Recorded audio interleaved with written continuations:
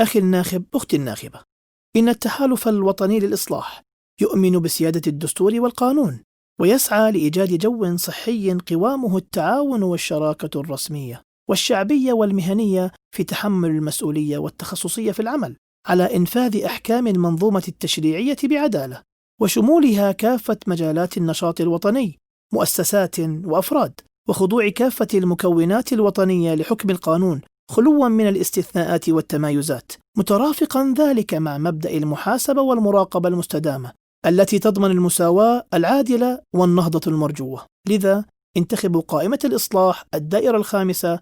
أخوكم محمد حجر.